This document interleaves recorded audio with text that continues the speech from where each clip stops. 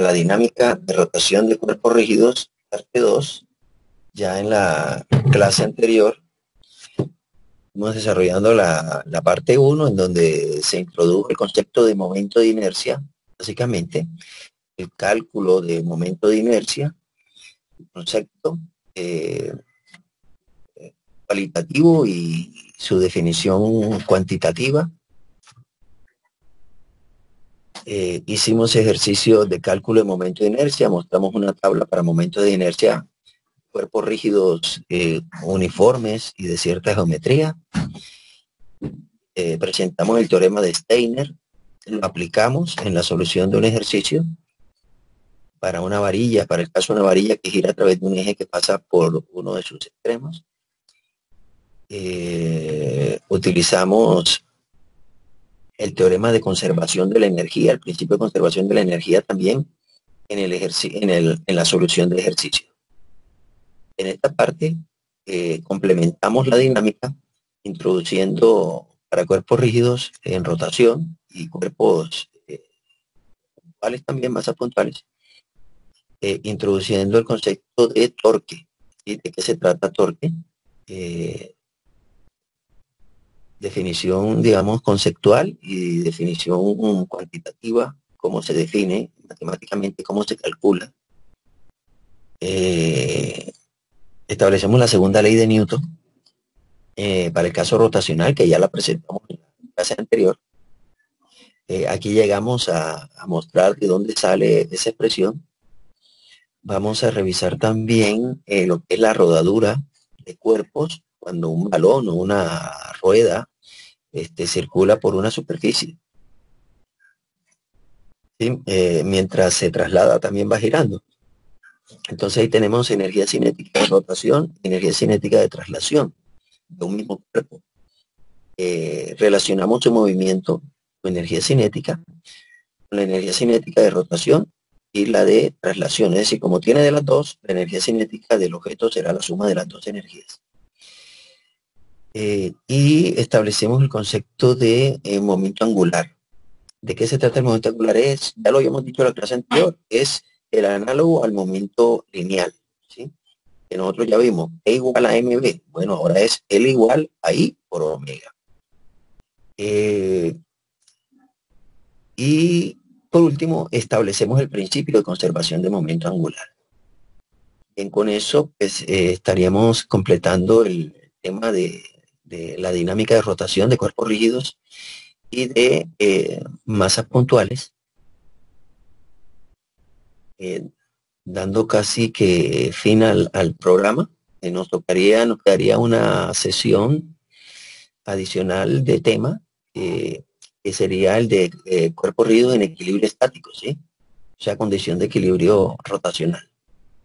Bien, para eso estaremos el día martes en la tarde, tipo 6:30, realizando la presentación de ese tema, para luego dedicarnos por sesiones a la solución de ejercicios tipo evaluación sumativa que nos vayan practicando para la presentación de esta prueba.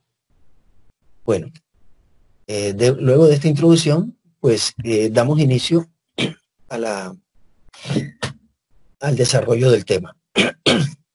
Iniciamos presentando el resumen de los resultados obtenidos en la sesión anterior correspondiente a las variables angulares.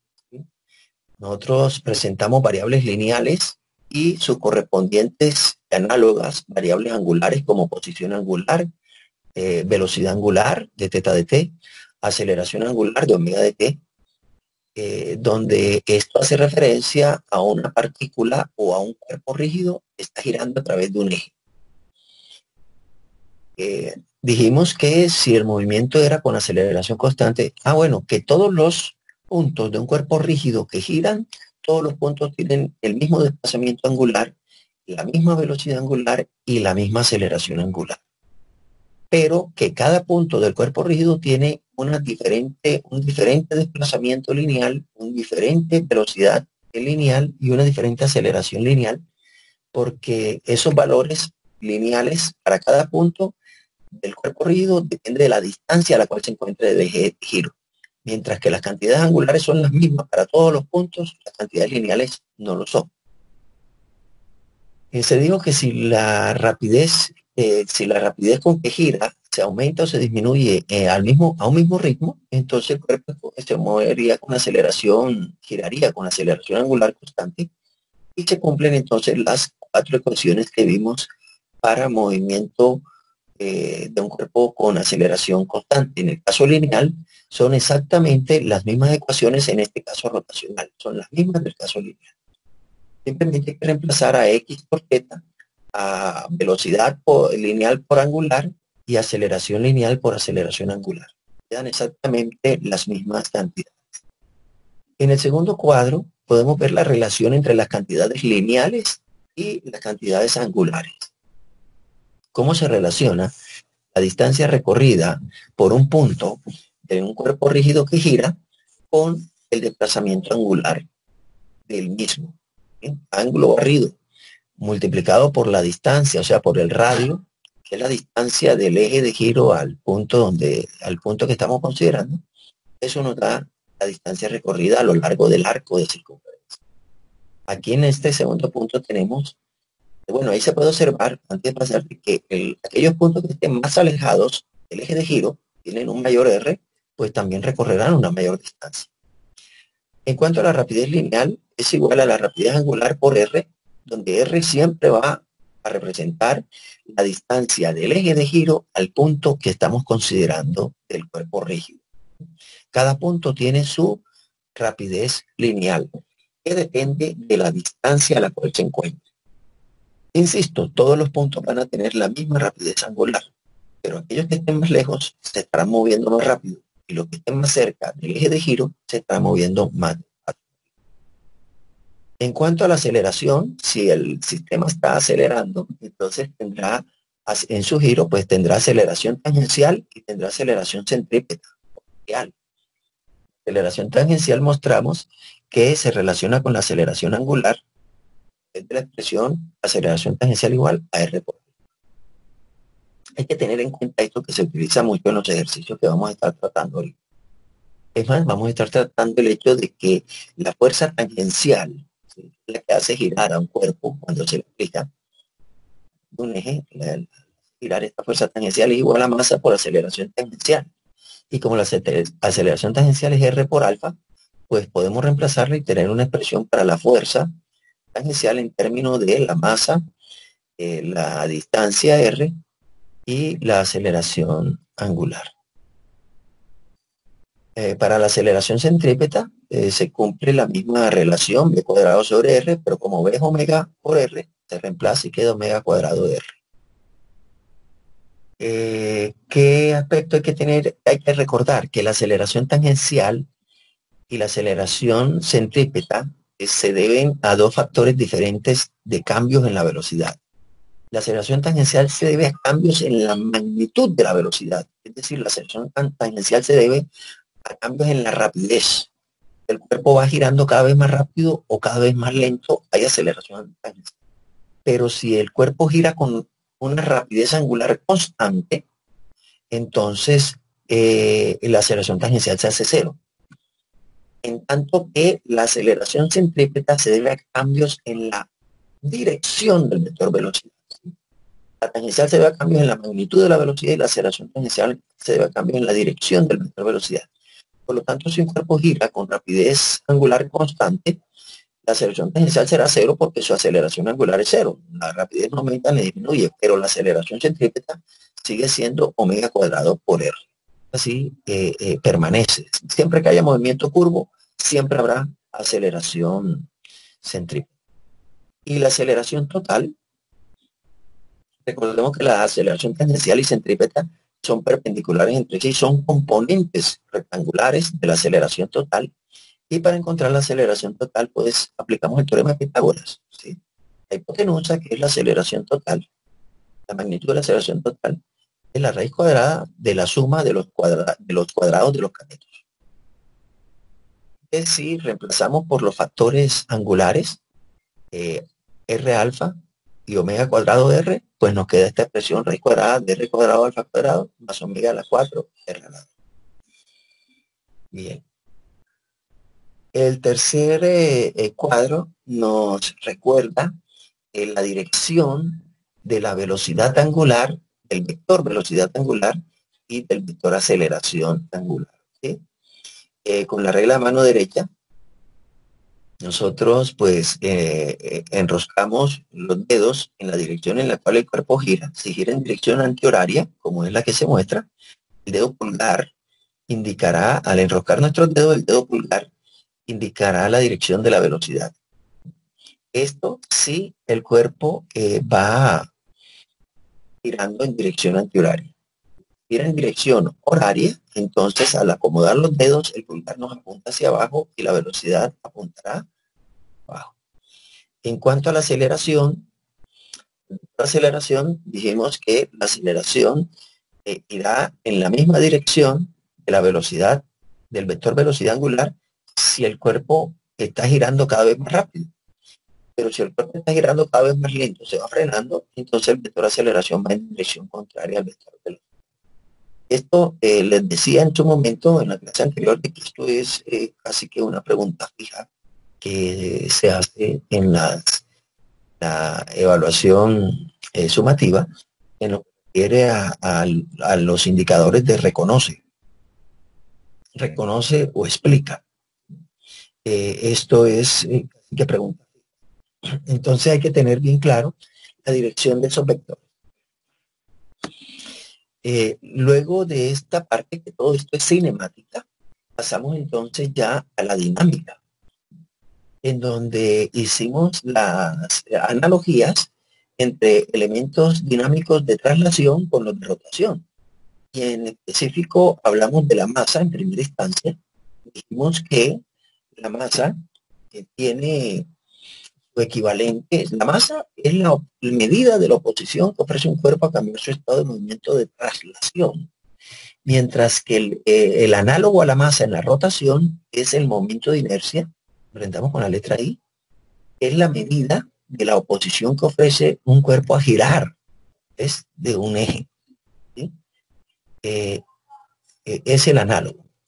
El cálculo para momentos de inercia debido a masas puntuales se realiza mediante la suma de las m sub i r sub i cuadrado, donde las i nos indican las masas que hay en el sistema, a masa 1, masa 2, masa 3, y las r la distancia de cada una de ellas al eje de giro. Hicimos un ejercicio de aplicación de esta fórmula. Luego dijimos que si la masa está distribuida de manera uniforme, entonces se toman diferenciales de masa y la sumatoria se convierte en una integral de r cuadrado de m. Indicamos que esas integrales no las íbamos a hacer para calcular momentos de inercia y que íbamos a tomar directamente esta tabla para fórmulas de momento de inercia respecto a ciertos ejes de giro. En la mayoría el eje de giro es un eje que está pasando con respecto al centro de masa, sí, es un eje que pasa por el centro de masa, y por eso ese momento de inercia se representa como I sub mc, es decir, un momento de inercia respecto a un eje que pasa por el centro de masa. Y que si queríamos calcular el momento de inercia respecto a un eje que no pasa por el centro de masa, pero que es paralelo a uno que pase por el centro de masa, entonces podemos utilizar el teorema de Steiner o teorema de los ejes paralelos. ¿Sí? I sub P es momento de inercia respecto a un eje paralelo a uno que pase por el centro de masa. I sub MC es el momento del momento de inercia de los cuerpos respecto a un eje que pasa por su centro de masa, ¿sí? Son estos que están aquí señalados. A esta barra homogénea de longitud L para un cilindro hueco, para un cilindro sólido, para un cascarón cilíndrico, para una masa, una esfera sólida, ¿sí? Que gira a través de un eje que pasa por todo el centro. El caso de que la esfera sea hueca, todos estos resultados son ICM, incluyendo este para la placa rectangular, este ICM. Los únicos que no son ICM aquí son el de la varilla que gira respecto a un eje que pasa por el extremo y el de la placa que gira respecto a un eje que pase por uno de los lados. Hicimos la aplicación de este teorema para el caso de la varilla, ¿sí? y mostramos que llegábamos a este resultado aplicando el teorema, donde el momento de inercia respecto al centro de masa es este que tenemos. Dijimos también que el momento de inercia respecto al centro de masa es el momento de inercia más pequeño que tiene el objeto. Todo objeto. Su menor valor de momento de inercia es el momento de inercia que tiene respecto a un eje que pase por el centro de masa. Si el eje no pasa por el centro de masa, el momento de inercia se aumenta con respecto al momento de inercia respecto a un eje que, como en el caso, lo mostramos aquí en el caso de la varilla, ¿sí? Si el eje pasa por el extremo, el momento de inercia se hace 4 veces más grande que si se pretende hacer girar a través de un eje que pasa por su centro. De otra forma, lo más fácil o la manera más fácil de hacer girar a un cuerpo es que el eje de giro pase por su centro de masa. Bien. Luego dijimos también de la equivalencia entre la energía cinética de traslación y la energía cinética de rotación, ¿sí? En donde la expresión es exactamente la misma, reemplazando la masa por el momento de inercia y la rapidez lineal por la rapidez. Recordamos también que el principio de conservación de energía se sigue cumpliendo. Y que si un sistema está compuesto de varias masas, entonces la energía cinética inicial será la suma de la energía cinética que tiene cada una de las masas. La energía potencial gravitacional será la suma de la energía potencial gravitacional que tiene cada una de las masas. Recordemos que para esto hay que tomar nivel de referencia para calcular energía potencial gravitacional. Energía potencial elástica se considera cuando sobre el sistema hay resortes presentes y el trabajo realizado por otras fuerzas diferentes a la fuerza elástica y a la fuerza gravitacional, como por ejemplo el trabajo que hace una fuerza de fricción o el trabajo que hace una fuerza externa que se aplique sobre el sistema. Puede ser una fuerza constante aplique sobre el sistema. Esas fuerzas realizarán trabajo que a fin de cuentas lo que hacen es agregar energía al sistema o energía mecánica al sistema o disminuir la energía mecánica del sistema, como por ejemplo si hay fricción. La fuerza de fricción realiza un trabajo negativo, que lo que hace es disminuir la energía mecánica. Bien. Y al otro lado tenemos la energía mecánica final, ¿sí? Esto es para un sistema que está en transición de un punto A a un punto B, o más bien de un estado inicial a un estado final. Bien. Eso a modo de resumen de lo que hicimos en la sesión anterior. En esta sesión pasamos a los conceptos, como ya le había dicho, el primero que vamos a trabajar es el de torque, en donde el torque es el equivalente a la fuerza, ¿sí? La fuerza en el movimiento de traslación es el equivalente, tiene su equivalente en el torque, que es lo que corresponde al movimiento de rotación. Es decir, en la traslación hay fuerza, en la rotación hay torque. La fuerza es la que hace que un cuerpo acelere linealmente. Bueno, el torque es el que hace que un cuerpo rígido acelere angularmente. Es decir, que gire cada vez más rápido o cada vez más lento. Por supuesto, si la velocidad de giro es constante, será cero. Como acá en el caso lineal, si un cuerpo se mueve con velocidad lineal constante, la fuerza se hace cero. La segunda ley de Newton, en el caso translacional, fuerza resultante igual a masa por aceleración. Y en el caso angular es torque resultante igual a momento de inercia por aceleración. Y la relación entre estas dos cantidades es que el torque es igual a R cruz F, producto cruz entre R y F, donde R es el vector posición que va del eje de giro del cuerpo al punto donde se aplica la fuerza. Y aquí tenemos las expresiones como pueden calcular el torque. El más o menos es porque el torque es un vector perpendicular a R y a F. Entonces ahí vamos a tener que definir cómo verificamos o cómo determinamos la dirección de ese vector torque, que es perpendicular a estos dos. Iniciamos entonces con este preciso tema, el de torque.